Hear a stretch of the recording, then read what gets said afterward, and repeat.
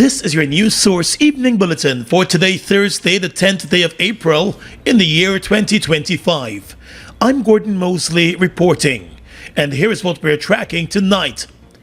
Police in Region 1 have arrested 5 Guyanese nationals following the discovery of more than 465 pounds of cocaine in the Imbo-Tero area, Barima River, in the Northwest District. In a statement this afternoon, the Guyana Police Force said the bust took place on Tuesday during an intelligence-led operation in the area. According to the police, a senior police officer and other ranks carried out a raid at a residence and fuel bond of Anthony Hosea Beira, also known as Anthony Hosea Yespin. And during that raid, they seized 11 cellular phones and 3 handheld radio sets. There were no narcotics found at those locations. However, a suspect fled the scene moments before the raid. The police said its subsequent investigations led to the arrest of 4 individuals, and the 4 directed the police to separate locations along the Imbo-Tero Creek, where several bags of cocaine were found stashed. A fisherman led the police to one salt bag containing 20 parcels of a creamish rock-like substance, which turned out to be cocaine, weighing 23.5 kilograms. A farmer in the area also led the ranks to 2 more salt bags containing 40 parcels of cocaine, weighing 47 kilograms, while another farmer led the police to 3 salt bags containing a total of 60 parcels of cocaine, weighing 70.6 kilograms. Additionally, the police said they were led by an unemployed man to another 3 salt bags of cocaine, weighing a total of 70.6 kilograms. The police said each of the suspects were arrested, cautioned, and placed into custody. Their names have been given as Marlon Jerome, Anthony Lewis, Patrick Sam, and Leroy Williams. The main suspect, Anthony Hosea Barrera, was later arrested, and he is currently in custody assisting with the investigations. The seized cocaine has a street value of 317.5 million Guyana dollars, according to the police. More news coming up in a moment. It all starts with one. Maybe it's one look, you know the one, or one touch, even one word. It can start with one step, or one promise, one thrill, one first time, one deep breath, one leap of faith, one day to remember, or one night to forget. One moment, so many stories that make up one crazy, average, everyday, fabulous life. We get one life, just one. Make your move. It all starts with one.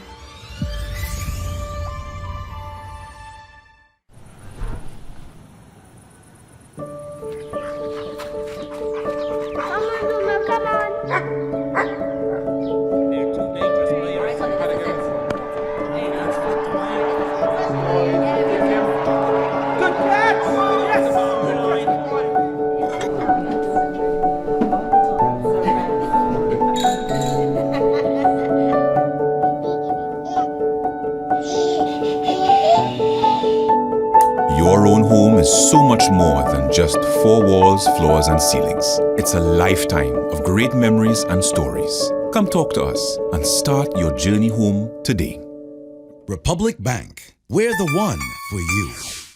Keeping up with the kids' growth spurts might mean it's time for a bigger fridge. Don't worry, at Quartz, we've got you. Save up to $50,000 on select fridges. Get a free grill or mixer with select stoves and more. Need to upgrade your home? Get smart TVs from as low as $32,999. Plus, shop today and pay later. And make your first payment in 30 days with Quartz Ready Finance. Whatever you need, we've got you. Only at Quartz, bringing value home. Offer ends April 23, 2025.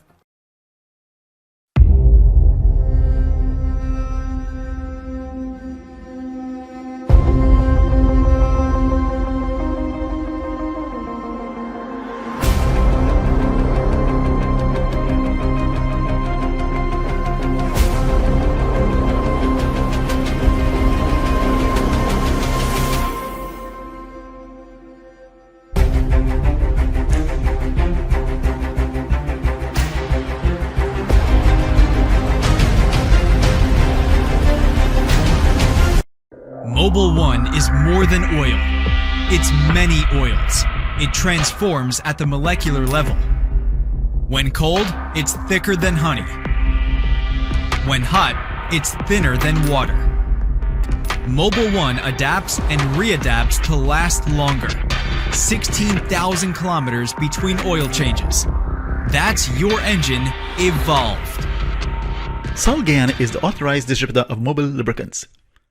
Drive home your brand new Honda vehicle today. When you buy a brand new vehicle, it's 0 miles, 0 worries. Plus, you get awesome features that will help make your ride smooth and comfortable. Marit offers in-house financing on our Honda City and HR-V with down payments of 25% and monthly payments for 3 or 5 years. Conditions apply. Visit our website or call us on 226-1482 to learn more. Buy your brand new Honda vehicle from Marix, the home of Honda in Guyana.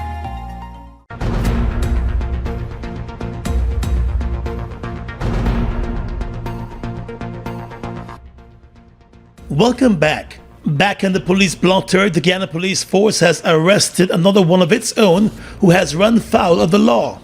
31-year-old police officer Sherman Ferguson was arrested early this morning along the Linden Highway with more than 75 pounds of marijuana in the trunk of his car.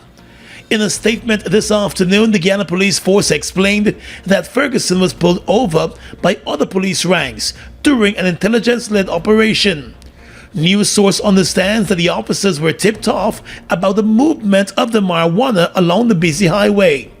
After pulling Ferguson over, the ranks discovered 3 large transparent bags containing marijuana leaves, seeds, and stems. The marijuana trafficking policeman was arrested and told of the drug trafficking offense. The marijuana was weighed in his presence, and the policeman could find himself before the court as early as tomorrow or Monday. President Irfan Ali has announced a one-off payment into the National Insurance Scheme to help pensioners facing hardships and to assist those who have not met the required number of contributions for benefits. The $10 billion injection will be distributed to pensioners who have more than 50 contributions but have not reached the 750 contributions required to receive their NIS pension payments.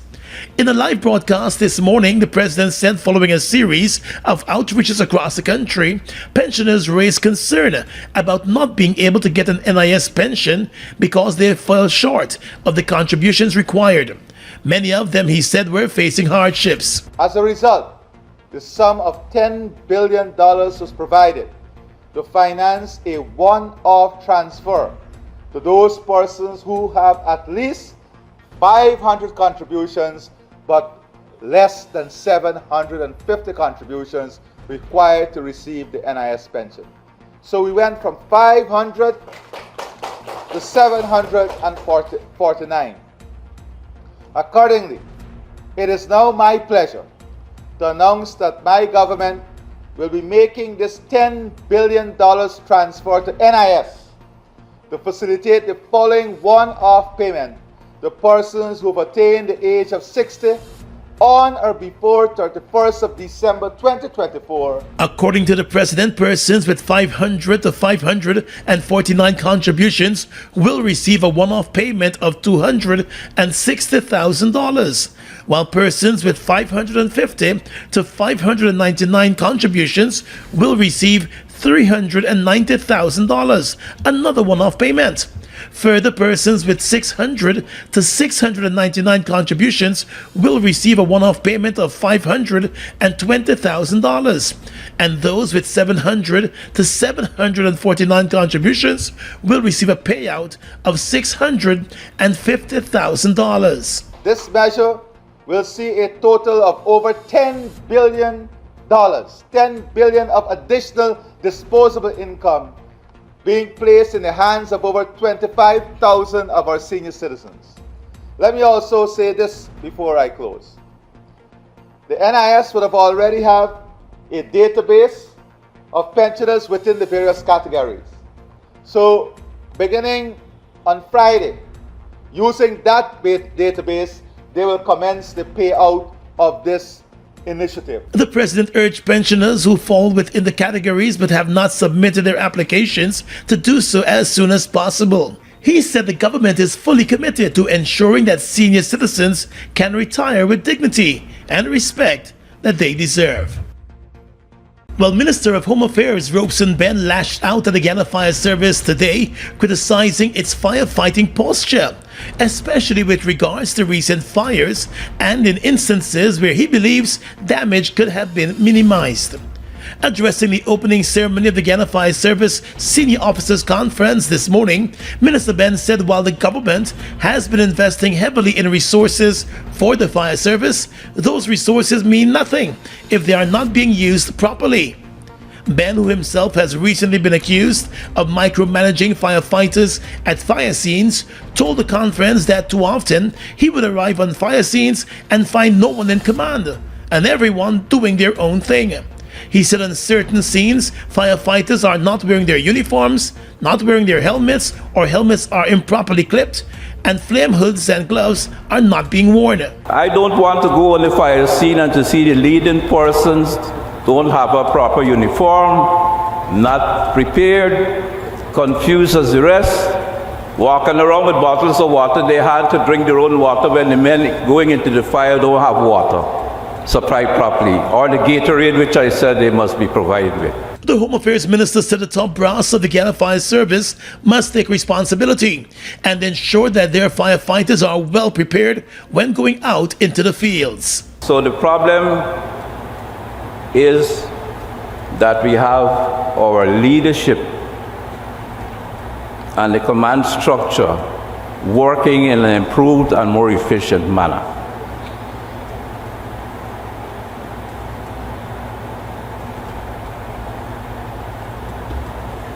The Guyana Fire Service, by my last checking, is still a disciplined service.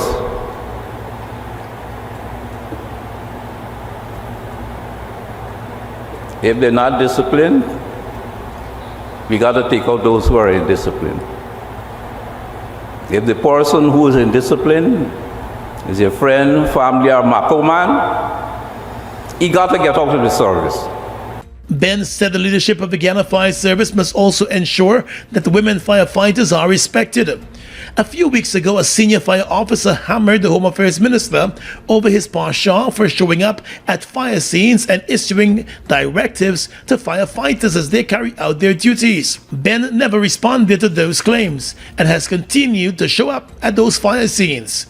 At the conference this morning, the Fire Chief Gregory Wickham boasted that the fire service has seen tremendous progress over the last few years. And so we would have expended $674 million in acquiring these pieces of equipment. And again, I would boast to say that in the Caribbean, the Guyana Fire Service is leading the way when it comes to these pieces of equipment. For example, we have in our possession 2 Bronto Skylift tenders that would allow us to do aerial firefighting and rescue. A young firefighter lost his life 3 weeks ago, days after he was hospitalized with serious injuries that he sustained while battling a fire at the Mays School. 2 other firefighters also sustained injuries during that blaze, but they survived. VIP Lounge presents the ultimate VIP experience. Rupununi Rodeo.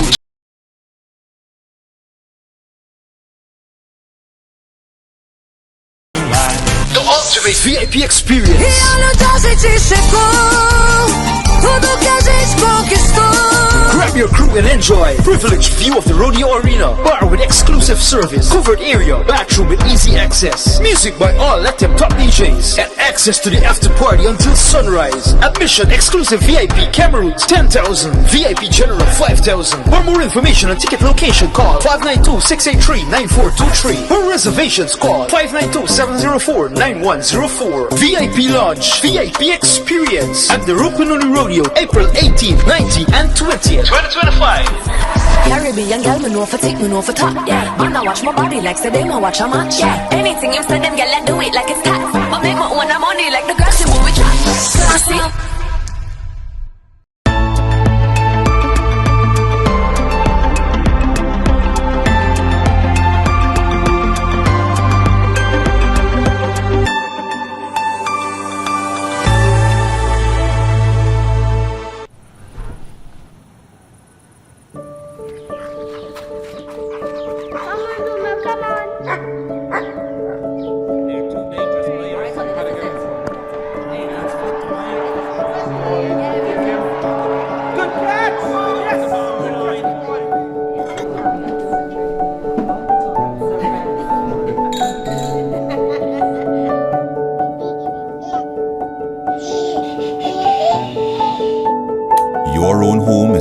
much more than just four walls, floors, and ceilings. It's a lifetime of great memories and stories. Come talk to us and start your journey home today. Republic Bank. We're the one for you.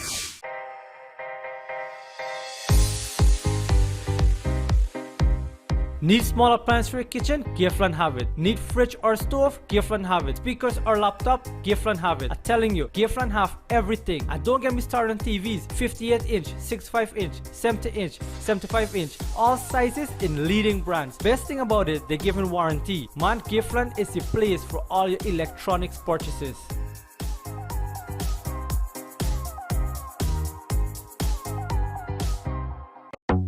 Washi.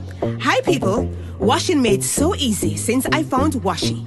Washing me use wash me clothes and I can say Washi soap powder wash clothes so nice. Washi soap powder leave your clothes color bright. Washi soap powder leave me clothes smelling nice, of course. So give thanks to Washi soap powder for doing my laundry right. Keep my clothes color bright, have me clothes smelling nice for sure. I could not ask for more. Comes in lemon and original. It is a washing machine in a pack. Washi soap powder wash clothes so nice. Washi soap powder leave your clothes color bright. Washi soap powder have my clothes smelling nice, of course. Distributors located in the Stabrook Market.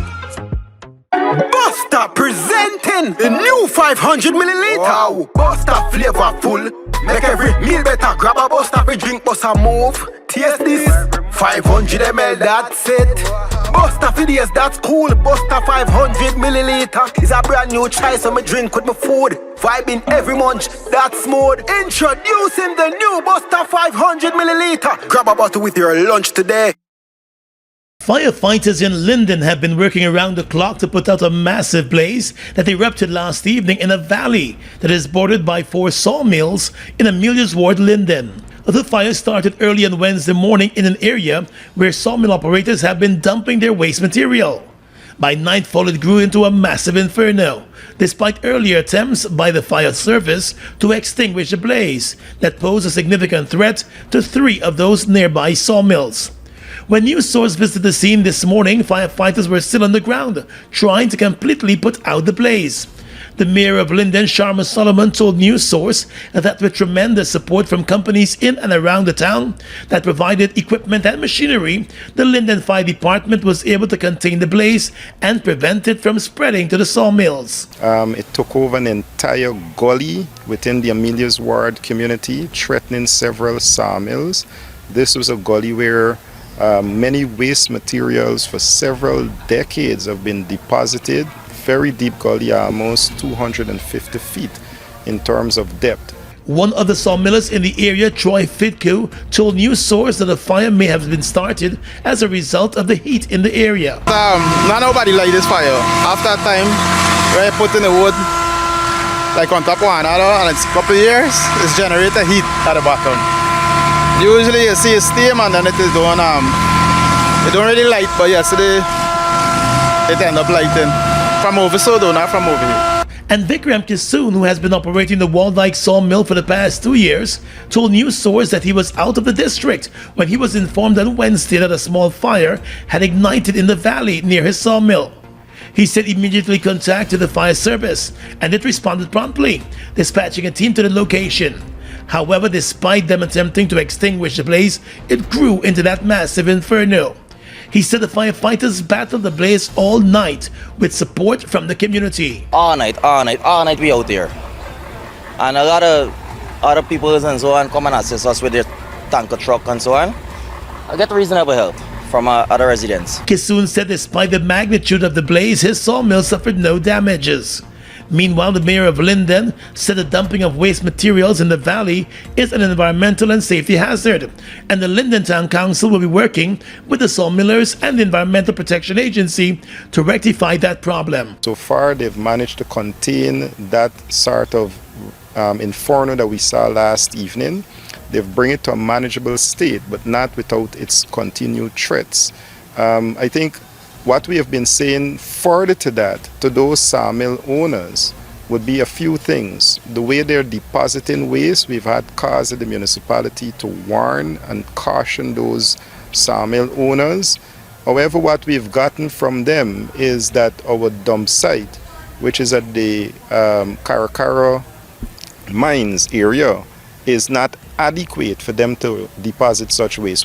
Another waste disposal site has been identified. The council is hoping to have that site placed into operation soon to allow the sawmill operators and other companies within the town to dump their non-hazardous material and waste. Vice President Barra Jagdeo has disclosed that Guyana was one of the countries that reached out to the United States government for dialogue on the reciprocal tariffs, which were announced last week by US President Donald Trump. Last week, the US President announced sweeping tariffs on imports from several countries. Guyana was slapped with a 38% tariff rate. The US President has since paused the tariffs for 90 days for more than 70 countries, while also reducing the tariff rate for most of them to 10%. Mr. Jagdeo said Guyana welcomes the announcement by Mr. Trump, as the Guyana government believes that it has evidence to show that Guyana imports more from the US than it exports. We still believe that it is through engagement with the United States of America that we can resolve this matter, and that will be our approach. We have all the facts ready to present in the engagement. We are also meeting with the exporters who would be affected. A large amount of our exports are exempt, and particularly oil from the reciprocal tariff, and bauxite ore and gold exports. And these form the bulk of our exports. But there are some crucial sectors that could be badly affected, mainly the agricultural sector and their exports. So we are meeting with the exporters to understand the impact of any potential tariff. Jagdeo said Guyana will work with the U.S. to examine all the facts surrounding the matter and is hoping for a meeting at some point with the U.S. administration. Thankfully, we got 2 signals from the U.S. government on this matter to conclude it. One is that the tariff is on hold for 90 days. And 2, President Trump himself said, I'm looking to talk to countries about it. And we're ready to talk to them about this matter. So that's the approach that we will take on these matters. Mr. Jagdeo said the U.S. remains a crucial market for Guyanese products, and he once again called on exporters and the manufacturers not to panic. According to the Vice President, while the bulk of Guyana's exports to the U.S. will not attract the tariffs, there are some smaller sectors that will be impacted if the tariffs go through at whatever rate. Chief Election Officer Vishnu Prasad has submitted a work plan to the Elections Commission detailing that the Secretariat will be ready for national elections at the earliest by the end of September. GECOM Commissioner Charles Corbin said the work plan is still to be discussed by the full commission, but it is clear that the election machinery will be ready in September for the general and regional elections. It does indicate that late September would be the earliest possible date in accordance with those considerations independently of the Secretariat that we'll be able to deliver. Corbin, however, said the opposition-nominated commissioners are of the view that there are factors that can prevent the election secretariat from being in a state of readiness by September. While there are these general considerations, there are internal requirements as to the amount of time that should elapse between nomination day and election day. The amount of time, by our experience, between the extraction of a PLE and the delivery of an RLE and it being posted. And if you put that into consideration, you will find there are other issues which are tied up both in legislation and in practical occurrence. So that, for instance, if you have an objection, there is a process during that has to be followed that require, how much time the person would have to correct something. Outside of the work plan, Election Commissioner Desmond Trotman said he is deeply concerned that as the GECOM Secretariat prepares for the upcoming polls, important issues are not being brought before the Commission for its deliberation and input. Is that last week we met with some representatives from the European Commission. At that meeting, we were astonished, at least I was astonished to hear information being given to the people from the European Commission, which really should have first been brought to the Commission and given the Commission's approval, and was not brought to the Commission. And that is an ongoing type of situation at the Commission. The three opposition-nominated commissioners said they are concerned that in an election year there are decisions being made outside of the Commission that could affect the conduct of the elections, which are due this year. Well, the Guyana Elections Commission today defended the non-renewal of the contract of its legal officer Kurt De Silva, saying that his actions eroded trust and confidence in his ability to fulfill his responsibility at the Elections Commission. In a statement this afternoon, GECOM said the primary responsibility of the legal officer is to represent his client's interests diligently and faithfully. According to GECOM, in the recent verification case, the legal officer acted contrary to that duty by introducing new arguments contrary to the sworn position of the chief election officer without prior discussion or authorization. GECOM said that Silva's actions undermined the trust and reliance that was placed in the legal officer. The legal officer was required to act within the scope of authority granted by his principal, and in this case that was the CEO, GECOM said. According to the Commission, by acting outside that scope, particularly in favoring the applicant, the legal officer violated that fundamental principle. GECOM said the actions taken by the legal officer severely eroded trust and confidence in his ability to fulfill his responsibilities, especially in legal matters concerning the conduct of elections.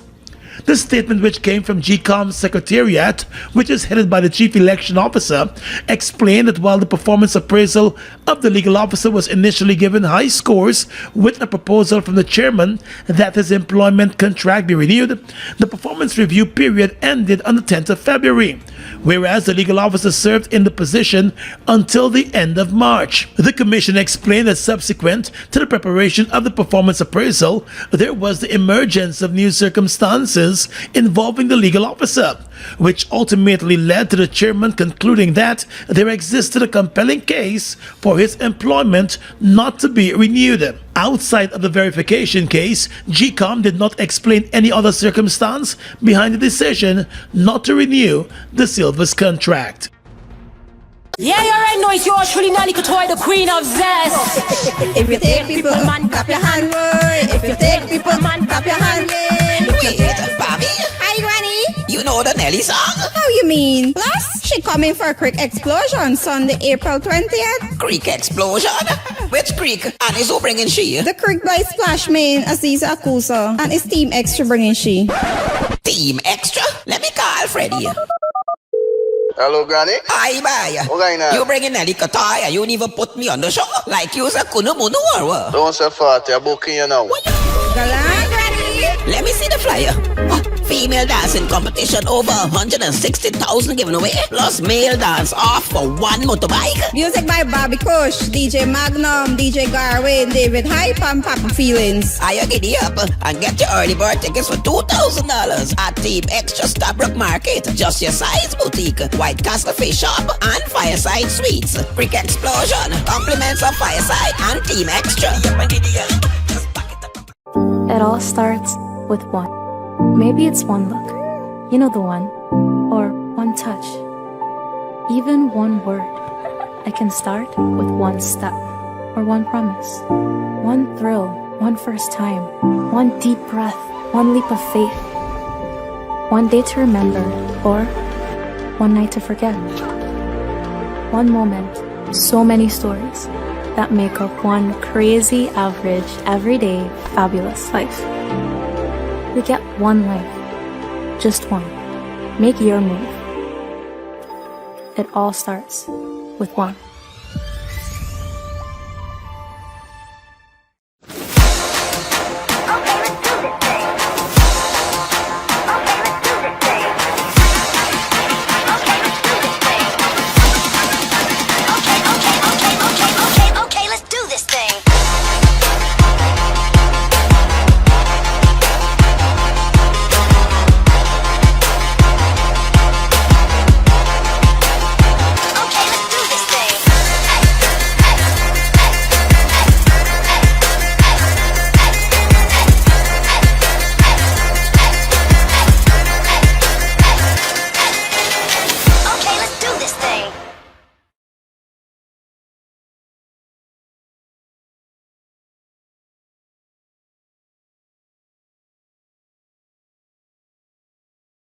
Guyana's economy is rapidly transforming, and we're all part of it.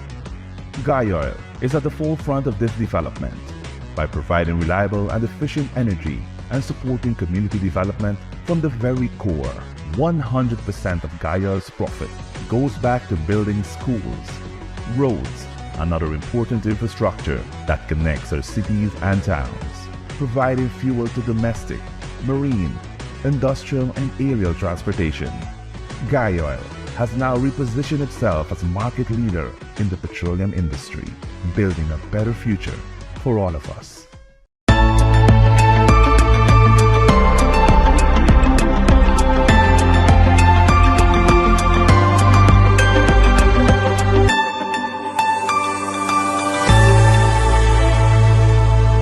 With your regional and international news tonight, I am Svetlana Marshall in the region. Minister of Industry, Investment and Commerce, Senator Hill says Jamaica is not immediately affected by the ongoing tariff struggle between the world's largest economies, the United States and China. He made a disclosure while responding to questions regarding the new tariff measures implemented by the U.S. during Wednesday's post-cabinet press briefing held at Jamaica House. President Donald Trump recently announced a sweeping set of new tariffs, including a 10% baseline tariff on nearly all imports entering the U.S. and reciprocal tariffs on various countries. On Wednesday, President Trump announced a 90-day pause on tariffs for more than 75 trading partners except China, which will see a 125% hike on levies on products entering the U.S. Many buyers of Venezuelan oil have resumed loading crude onto tankers after a week-long hiatus at the country's ports after the U.S. applied tariffs that President Donald Trump imposed on importers of the OPEC nations' oil, according to shipping data and documents. In March, the U.S. Treasury Department gave U.S. oil producer Chevron and other foreign partners and customers of PDVSA until May 27 to wind down operations and cease oil exports from Venezuela. Days later, Washington imposed tariffs on buyers of Venezuela's oil and gas. The measures prompted the suspension of some tanker loadings at the country's main oil port of Jose and created delays at smaller terminals. Trump's hardening stance discouraged traders and importers from continuing to ship Venezuelan oil. Following the U.S. measures on oil buyers, many vessels undocked at Jose and moved offshore. Now, many of these have returned to complete their loading. They have begun departing from Venezuelan waters bound for destinations including India and China, according to data and internal documents from Venezuelan state oil firm PDVSA. And finally tonight, international news. U.S. stocks sank sharply on Thursday, giving back some of the huge gains that followed President Donald Trump's decision on Wednesday to postpone many of his sweeping tariffs on dozens of countries, as investors assess the status of its global trade war and the impact of even harsher levies on China. According to Reuters, the European Union said it would pause its first counter-tariffs, and more than a dozen countries have made offers to the United States, according to White House economic advisor Kevin Hassett. Trump's sudden decision on Wednesday to freeze most of its hefty new duties for 90 days had brought temporary relief to battered markets and anxious global leaders, even as he ratcheted up a trade war with China. But Trump's whipsaw approach has companies still worried about the potential fallout and scrambling to prepare for what could happen in 3 months. His turnabout less than 24 hours after the tariffs kicked in followed the most intense episode of financial market volatility since the early days of the COVID-19 pandemic. And that's your News Source Evening Bulletin for tonight. I'm Svetlana Marshall, wishing you a pleasant evening.